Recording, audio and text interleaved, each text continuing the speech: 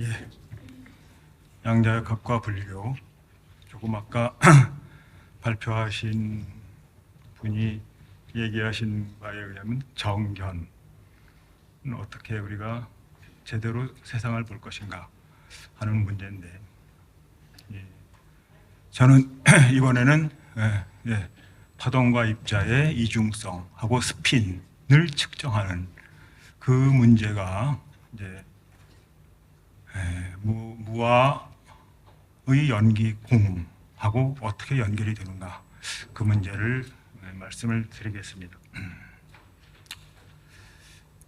장희 선생님이 말씀하셨는데, 사실은 장희 선생님이 저한테 얘기해 주셨던 지구가 왜 아래로 안 떨어지는가, 그 다음에 하나 더 수수께끼입니다. 우리가 북쪽으로 간다고 할 때는 북극성이 있는 지표면을 따라서 북쪽으로 갑니다. 그런데 북극에 딱 도달했을 때, 북극에 딱 도달했을 때 북극성은 위에 있단 말이에요. 그러면은 그때 북쪽은 어딘가 하는 거죠. 똑같은 문제입니다, 사실은. 그래서 북극에 도달했을 때 북쪽이 사라져요. 이게 북쪽일 수는 없으니까요. 그러면은 북쪽만 사라지는 게 아니라 동서남북이 다 사라집니다. 그러면은 방향이 없는 거예요. 정말 없나 하는 얘기입니다. 그거는 마치 뭐와 같으냐 하면은 반야심경에서 무색성의 항미촉법이라고 했는데, 도대체 그게 무슨 말이냐? 어떻게 눈도 없고 코도 없고 색도 없고 향도 없느냐 하는 이야기랑 같은 얘기입니다. 그래서 오늘 할 얘기는 이런 것들을 이야기하는데 시간을 되도록이면 잘 지키도록 노력을 하겠습니다. 먼저 양자라는 게 뭐냐? 양자라는 거는 우리 어떤 양을 가지고 있는 놈이라는 말인데, 일본 사람들이 번역한 거죠. 좋은 번역입니다. 우리말로 한다면 아마 알갱이 정도로 생각할 수 있지 않을까. 그런데 그때 우리가 빛이라고 알았던 거는 여기에 프랑크 상수에다 뭐 하여튼 곱해가지고 나오는데 굉장히 작습니다. 그 에너지 자체가 얼마나 작으냐 하면은 34와트의 전구에서 1초 동안에 빛 알갱이, 빛 양자, 그걸 우리가 광자라고 하는데, 그 빛 알갱이가 10의 20승계, 10의 20승계이면 100억 곱하기 100억 개, 1초 동안에 34와트의 전구에서 그 정도가 나옵니다. 100억 곱하기 100억이라고 해도 감이 잘 안 오실 것 같아서, 여러분이 만약에 10의 20승 원을 가지고 있다면, 그거고 마음이 좋아서 지구 인구 100억한테 다 나눠준다고 하더라도 1인당 100억씩 가질 수 있는 그런 돈이 됩니다. 그러니까 10의 20승이 엄청난 수입니다. 그렇게 작은 거예요. 그렇게 작기 때문에 우리가 오랫동안 그게 입자, 알갱이라고 알아차리지 못했던 거죠. 그런데 그게 이제 양자 가설이고, 프랑크가 1900년에 세웠던 가설입니다. 그 가설에 의하면 빛이 빛이 입자란 말이에요. 알갱이란 말이에요. 그런데 그 전에 아주 오랫동안 빛은 파동이라고 하는 것을 경험적으로 알아차리고 있었습니다. 그리고 지금도 파동이에요, 사실은. 그런데 파동이라고 우리가 믿었던 그놈이 어떻게 입자가 되느냐라고 하는 거죠. 그래서 이 그림에서 보다시피 이거는 광전효과고, 이건 컴퓨턴 산란이라는 건데, 광전효과나 컴퓨턴 산란은 빛을 입자라고만 생각해야지 설명이 되는 물리현상입니다. 그런데 양자역학이 나온 이후에도 빛은 파동의 성질을 또 동시에 가지고 있습니다. 이게 이해가 안 가는 거죠. 그래서 왜 그게 이해가 안 가느냐? 파동이라고 하는 거예요. 지금 제가 말씀드리는 이 음파가 파동입니다. 음파가 파동인데 제 목젖이 진동해서 나오는 그 입안에 있는 공기가 여러분의 귀로 들어가는 게 아닙니다. 뭐만 가느냐 하면은 진동하는 에너지만 흘러가고 그 에너지가 여러분의 고막을 때리는 거고 그 고막에서 온 자극을 복잡한 경로를 거쳐서 감지해가지고 소리를 들으시는 거예요. 그러니까 공기가 직접 가는 게 아니고 에너지만 가는 거. 그걸 파동이라고 합니다. 아주 좋은 예 중에 하나가 이런 겁니다. 나뭇잎이 떠 있는데 이건 아마 보셨을 겁니다. 나뭇잎이 떠 있는 물에다가 돌을 던지면은 물결이 쫙 퍼져나가죠. 그게 파동인데 그때 신비로운 것은 그 물결이 퍼져나가는 방향으로 나뭇잎이 같이 떠가지 않아요. 나뭇잎은 거기서만 흔들려요. 이거는 파동이라고 하는 것이 전파돼 간다고 하더라도 물 자체가 흘러가는 건 아니다는 거죠. 강물에 있는 물은 나뭇잎이 물하고 같이 흘러가는. 그래서 물 자체, 매질 자체는 가만히 있으면서 움직이지만 그 움직이는 에너지가 옆으로 전파되는 게 파동입니다. 그래서 파동하고 입자는 달라요. 이게 입자고 이게 움직이는 거는 입자 자체가 움직이는 거예요. 그런데 빛은 어떤 때는 입자의 성질을 가지고 어떤 때는 파동의 성질을 가진다라고 하는 것이 양자역학이 나오면서 그전에는 빛을 파동이라고 우리가 알았을 땐 괜찮은데 입자라고 하는 성질이 있었던 입자라고 생각해야만 되는 그런 상황을 알게 된 겁니다.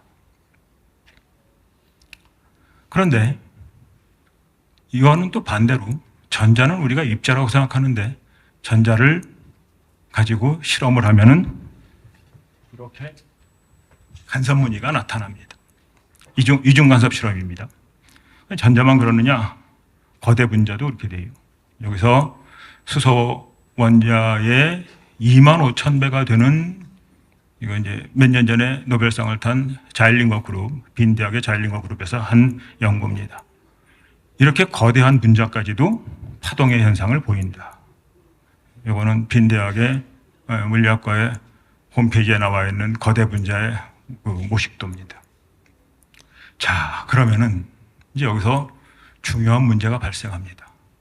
빛을 양자역학에 나오기 전에 파동이라고 생각했을 때는 파동이었으면 되는데 그때까지는 고전적으로 고전역학적으로 어떤 생각을 하냐면 빛이 파동의 현상을 보이는 것은 빛이 파동이기 때문에 파동의 현상을 보이는 거다라고 하는 거죠. 그렇게 믿으면 됐었어요.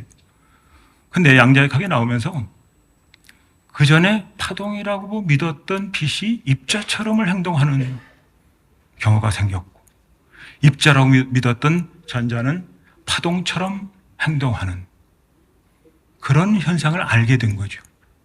그러면은 파동처럼 믿었던 빛이었지만 입자처럼 행동하는데 그걸 파동이라고 할 수가 없는 거죠. 근데 그 빛은 또 때로는 파동처럼 행동한단 말이에요.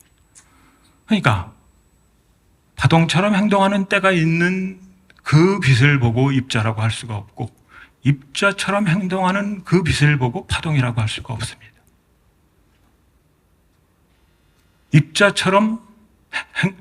보통 때는 입자처럼 행동하는 전자라고 하더라도 때로는 파동처럼 행동하는 그 전자를 보고 파동이라고 할 수가 없다. 그래서 그러면은 너는 뭐냐? 왜 이중적으로 행동을 하느냐라는 문제가 생겨나게 됩니다. 그래서 일본의 노벨상 수상자였던 도모나가는 양자라고 하는 것은 수줍은 처녀 같다. 수줍은 처녀는 얼굴을 딱 보기만 해도 너무 부끄러워서 행동이 달라진대요. 요새는 그런 사람이 별로 없습니다만. 그래서 이 얘기를 드리는 얘기는 양자가 맥락 의존적으로 행동한다 하는 거죠. 그러니까 이런 상황이 되면 이렇게 행동하고 저런 상황이 되면 저렇게 행동한다. 불교적으로 말하면 연기입니다. 피연생 과주. 자기가 파동이어서 파동처럼 행동하는 게 아니고 자기가 입자여서 입자처럼 행동하는 것이 아니라 어떤 상황이 되면 입자처럼 행동하고 어떤 상황이 되면 파동처럼 행동하는 것이 양자다. 그래서 닐스 보어 양자역학을 만들었던 중심 인물입니다. 은 자신이 노벨상을, 이 사람이 이제 중국에 와서 음양론을 큰 충격을 받고 자신의 노벨상 수상하는데 만든 휘장이 태극무늬가 들어있는 이거였죠. 그런데 불교적으로는 이건 좀 부족합니다. 왜냐하면은 그거는 양과 음이라고 하는 실체를 인정하는 거거든요. 여기서는 좀 더 나가야 돼요. 그래서 이중성이라고 하는 문제로 보면은 광전효과나 컴퓨터 효과라고 하는 데서 입자처럼 행동하는 빛은 입자일 수 없다. 또 파동현상을 보이는 전자는 입자일 수 없다. 이게 무슨 말이냐 하면은 아까 장영익 선생님도 말씀하셨지만 굉장히 중요한 경전입니다. 초기 경전 중에서. 생하는 것을 본다고 하면은 무라는 것은 있을 수가 없다. 부처님이 말씀하신 거예요. 멸하는 것을 본다고 하면은 생이라는 건 있을 수가 없다. 멸하는 걸 보면서 생이라는 걸 부정하면 그 부정하는 그 자리에서 생 전체가 다 부정이 돼요. 유 전체가 다 부정이 되는 겁니다. 생하는 데서 생하는 것을 보면서 무라고 하는 것을 부정하면은 바로 그 자리에서 모든 상황에서 무가 다 부정이 되는 거예요. 그래서 유를 부정하고 무를 부정하는 겁니다. 마치 뭐와 마찬가지냐면은 스코틀랜드 해변가에서 찰스 다윈이 지금은 존재하지 않는 생명의 흔적을 보았단 말이에요. 그러면서 이거는 생명이 진화하는 것이다 라고 하는 것을 딱 알아차리고 나면은 전체 생명이 진화하는 거예요. 그러니까 진리라고 하는 것은 어느 한 점에서 딱 알아차리게 되면은 그 전체가 다 모든 상황을 다 포괄할 수 있어야 됩니다. 그러니까 생하는 거에서 무를 부정하면 무가 부정이, 전체에서 무가 부정이 되는 거예요. 멸하는 거에서 유를 부정하면 전체에서 유가 부정이 돼요. 그래서 유를 부정하고 무를 부정하면 그럼 뭐가 남죠? 연기하는 것만 남게 됩니다. 그래서 이중성에서 우리는 이중성이라고 하는 상황을 보면서 입자라고 하는 것을 어느 상황에서는 입자를 부정하고 어느 상황에서는 파동의 힘을 부정하면 입자와 파동을 다 부정하는 거예요.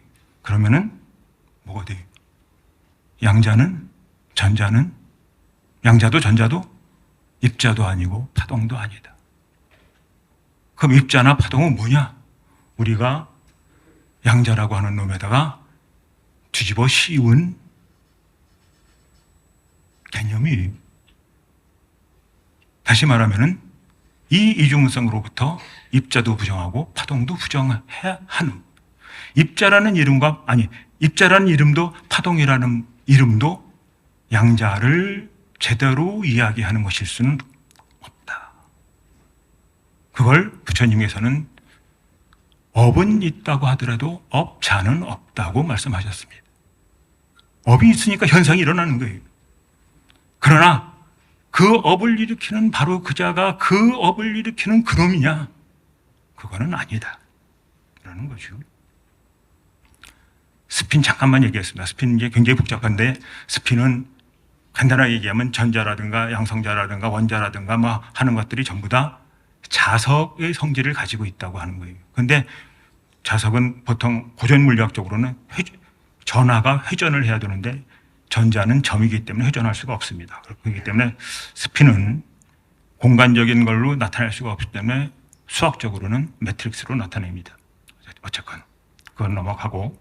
그래서 여기서 똑같은 이야기를 다시 해보겠습니다. 그래서 스핀의 책에서는 제 글에서는 자세하게 설명했으니까 지금은 시간 관계상 이게 여기 얘기할 수 있고, 스핀이 위로 향해 있느냐 아래에 있느냐, 자석이 위 방향으로 향해 있느냐 아래 방향으로 향해 있느냐 이건데, 위 방향으로 만약 1000개가 들어오면은 위 방향으로 가는 놈도 있고, 이 방향으로 가는 놈도 있고 아래 방향으로 가는 놈도 있을 거예요.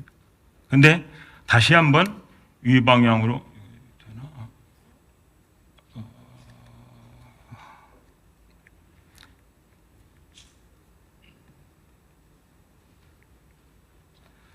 다시 한번 위 방향으로 측정을 하면은 그거는 다 위 방향으로 갑니다. 아래 방향으로 왔던 놈도 또 아래 방향으로 가요. 그런데 위 방향으로 향했던 놈에다가 앞뒤 방향에 측정을 하면은 앞으로 가는 놈이 반이고 뒤로 향한 놈이 반이 됩니다. 근데 스핀의 방향은 이거예요. 위 방향이나 앞 방향도 있겠지만 이 방향도 있을 수 있고 이 방향도 있고 무수히 많아요. 그 무수히 많은 방향이 있는데 위아래를 측정을 하면 딱 위로 가거나 아래로 가요. 앞뒤를 측정하면 딱 앞이 되거나 뒤로 가는 거예요. 이게 왜 그러는 거죠? 응? 이게 이제 중요한 문제입니다. 무수한 방향으로 스핀이 설 수 있는데 위아래로 측정하면 위로 가거나 앞으로 아래로 가는 거예요.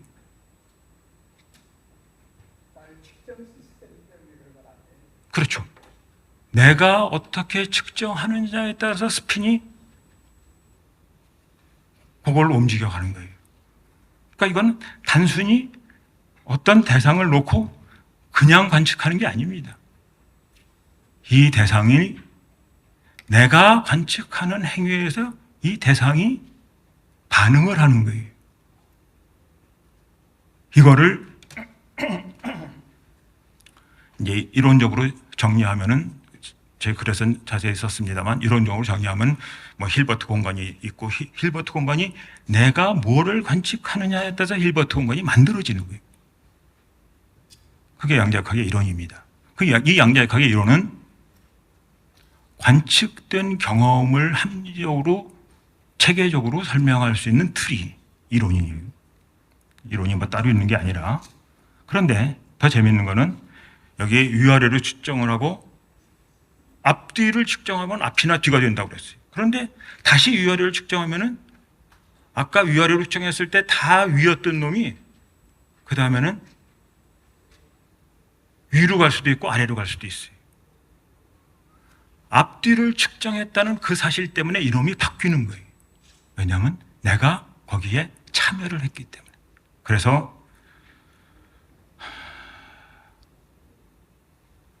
양자역학의 설립자였던 보어는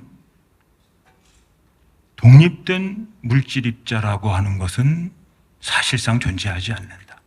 그거는 우리의 상상 속에서만 있는 거다. 우리의 상호작용을 통해서만 그것은 관찰되고 정의된다.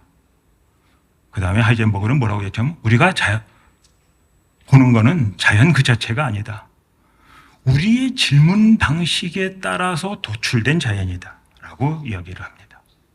데이비드 머미는, 이 사람은 미국 물리학 회장도 했던 사람인데, 내가 보고 있지 않을 때 달은 정말 있을까 하는 글을 쓰기도 했습니다. 이건 시간 관계상 넘어가고 그러면은 양자역학만 그런가? 사실은 양자역학이 그런데 우리 세계는 그렇지 않다라고 하면 양자역학 별로 의미가 없는 거예요. 응?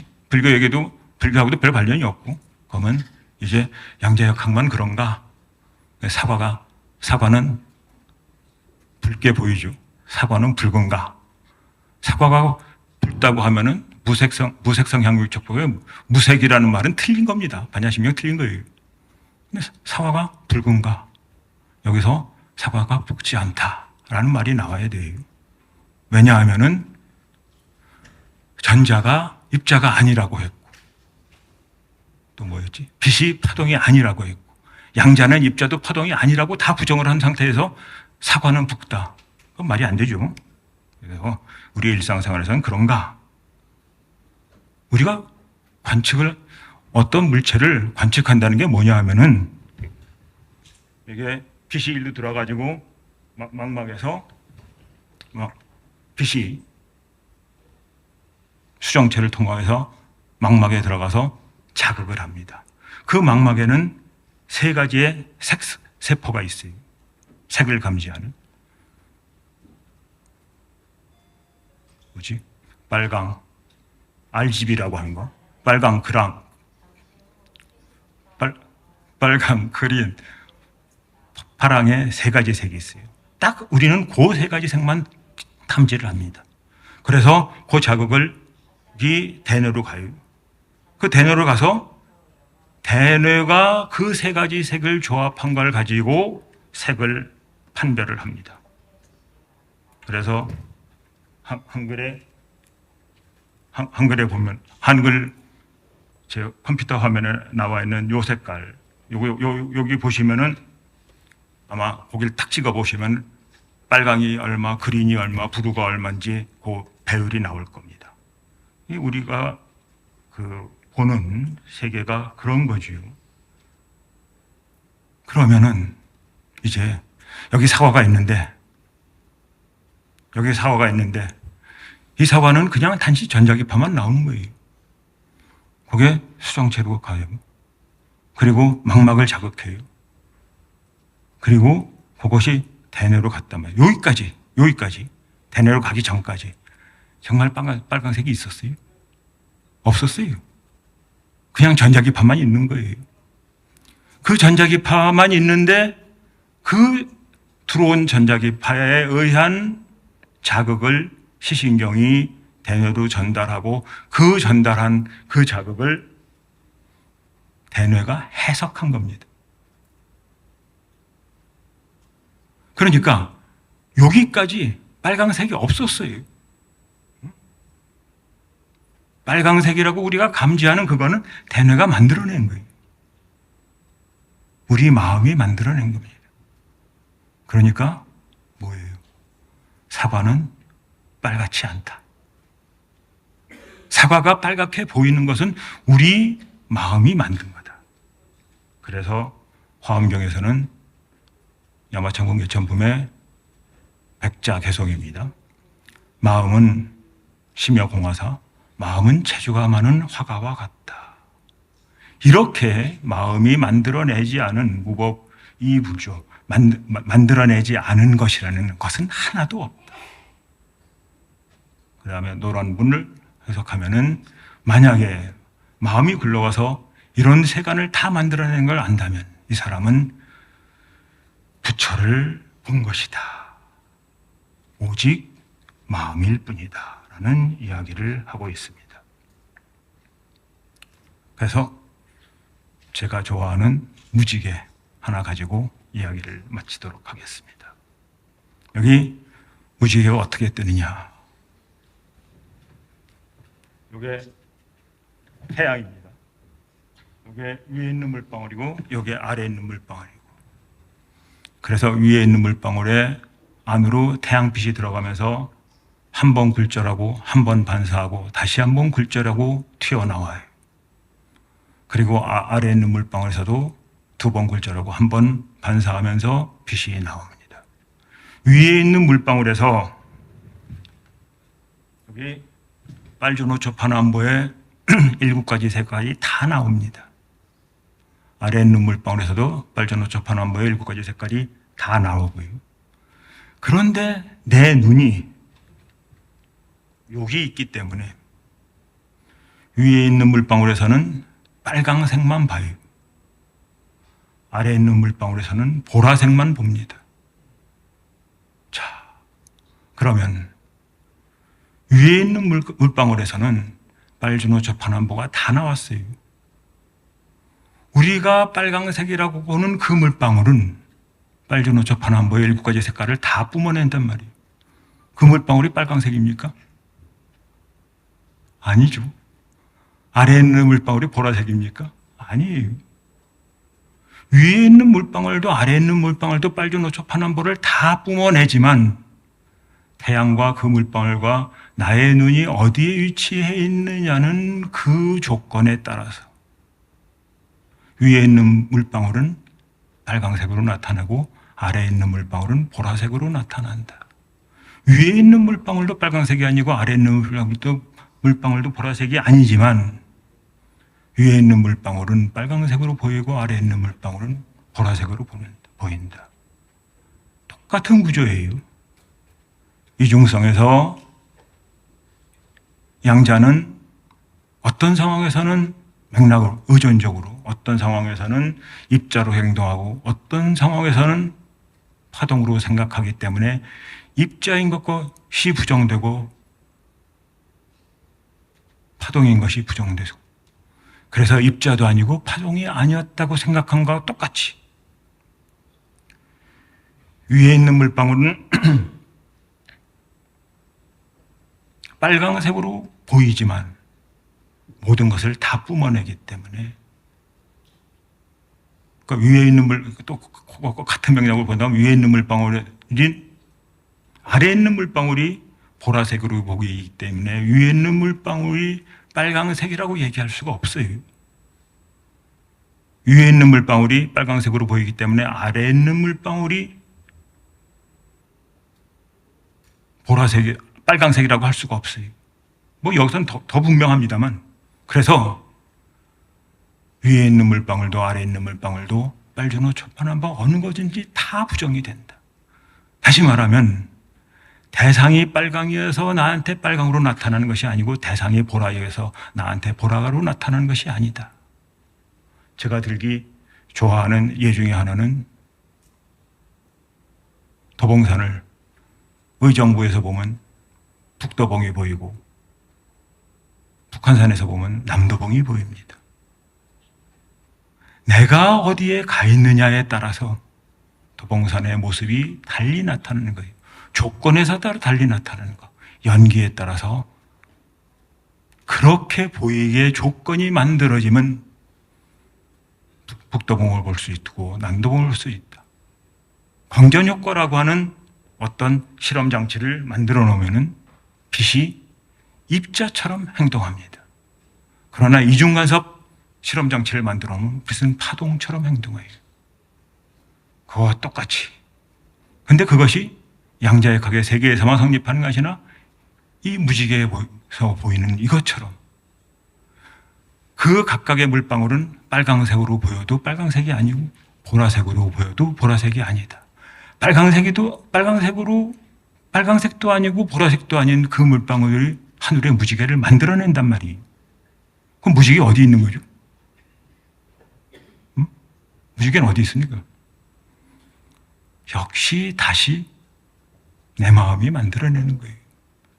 물론 그 안에는 지금 이 순간 내가 빨강색부터 보라색까지의 색깔을 감지할 수 있다고 하는 신체 기능을 가졌다고 하는 그 조건까지 포함이 돼야 됩니다. 그래서 개가 보면은 7가지 색이 아니고 나비가 보면 7가지 색이 아니고 그럴 거예요. 돌고래 보면 또 다른 색깔이고 그런 것들이 나타나는, 그것이 연기에서 나타나는 거다.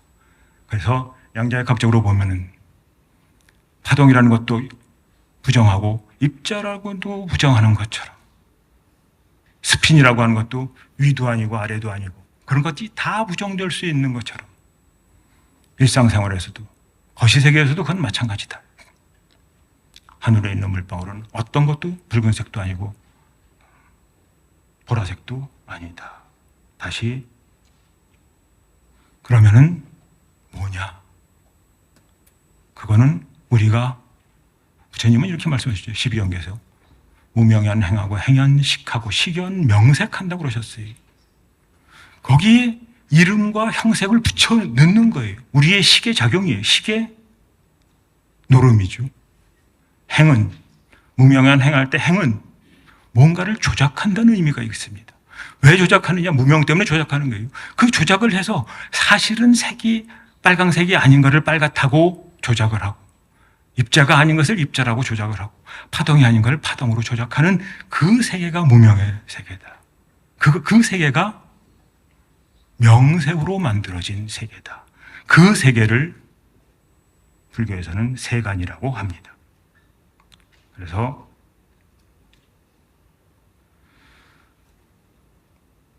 아무것도 아닌 정말 무색상 향미축법의 그 세계가 나에게는 세간으로서 드러난다.